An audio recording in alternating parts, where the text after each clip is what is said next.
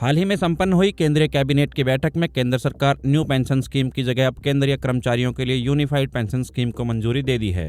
केंद्रीय मंत्री अश्विनी वैष्णव ने बताया कि यूपीएस 1 अप्रैल 2025 से लागू हो जाएगी। बता दें कि यूपीएस से 23 लाख केंद्रीय कर्मचारियों को फायदा होगा। वहीं कर्मचारियों के पास यूपीएस या एनपीएस में से कोई भी पेंशन स्कीम चुनने का ऑप्शन खुला रहेगा। इसके अलावा राज्य सरकार चाहे तो वे भी इसे अपना सकती हैं। अगर राज्य के कर्मचारी शामिल होते हैं तो करीब 90 लाख कर्मचारियों को इससे फायदा होगा। बता दें कि न्यू पेंशन स्कीम और ओल्ड पेंशन स्कीम किस तरह से अलग होने के सवाल पर केंद्रीय सचिवालय में ओएसडी टीवी सोमनाथन ने बताया कि यूपीएस पूरी तरह से कॉन्ट्रीब्यूटरी फंडेड स्कीम है। मतलब इसमें भी कर्मचारियों को एनपीएस की तरह बेसिक सैलरी प्लस डीए का 10% कॉन्ट्रीब्यूशन करना पड़ेगा। वहीं जबकि old pension scheme unfunded contributory scheme थी, इसमें कर्मचारियों को किसी भी तरह का कॉन्ट्रीब्यूशन नहीं करना होता था। लेकिन एनपीएस की तरह इसे बाजार के भरोसे न छोड़कर फिक्स पेंशन की अश्योरिटी दी गई है। वहीं यूपीएस में ओपीएस और एनपीएस दोनों के लाभ भी शामिल किए गए हैं। बता दें कि एनपीएस में कर्मचारी को अपनी बेसिक सैलरी प्लस डीए का 10% हिस्सा कंट्रीब्यूट करना होता है और सरकार 14% देती है। वहीं सरकार अब इसे बढ़ाकर 18.5% कंट्रीब्यूट करेगी, लेकिन कर्मचारी के 10% हिस्से में कोई बदलाव नहीं होगा। वहीं एनपीएस के तहत साल 2004 से अब तक रिटायर हो चुके और अब से मार्च 2025 तक रिटायर होने वाले कर्मचारियों को भी इसका लाभ मिलेगा।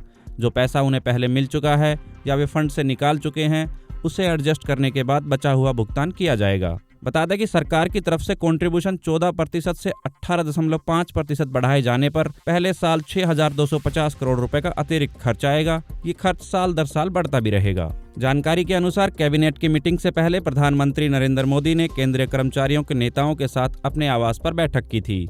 वहीं कार्मिक मंत्रालय ने इसके संबंध में 21 अगस्त को एक नोटिस भी जारी किया गया था।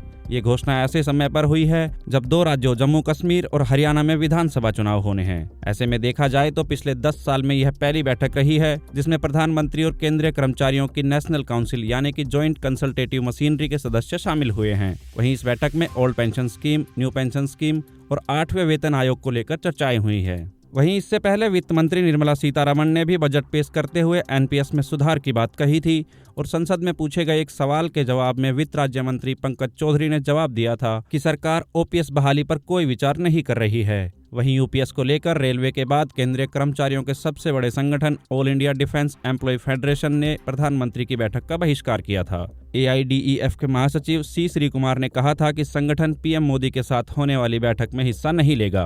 उन्होंने कहा इसकी वजह यह है कि बैठक में ओपीएस बहाली नहीं बल्कि एनपीएस में सुधार को लेकर चर्चा होगी।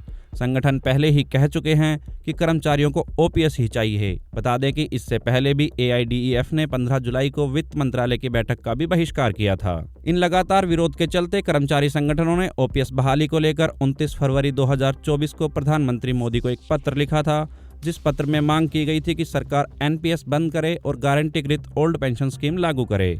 मांग पूरी न होने पर संगठनों ने 1 मई 2024 से अनिश्चितकालीन हड़ताल की बात भी कही थी, लेकिन बाद में सरकार की ओर से चर्चा का आश्वासन मिलने के बाद हड़ताल टाल दी गई थी। बता दें कि अप्रैल 2024 में सरकार ने उस समय के वित्त सचिव टीवी सोमनाथन, जो हाल ही में कैबिनेट सचिव नियुक्त हुए हैं, उनकी अध्यक्षता में एनपीएस में सुधार के लिए कमेटी बनाई थी। कमेटी ने सुधार के लिए दुनिया भर के देशों की पेंशन स्कीमों सहित आंध्र प्रदेश सरकार की तरफ से किए गए सुधारों की भी समीक्षा की है। उसी कमेटी की सिफारिशों के आधार पर सरकार ने यूनिफाइड पेंशन स्कीम का ढांचा तैयार किया है।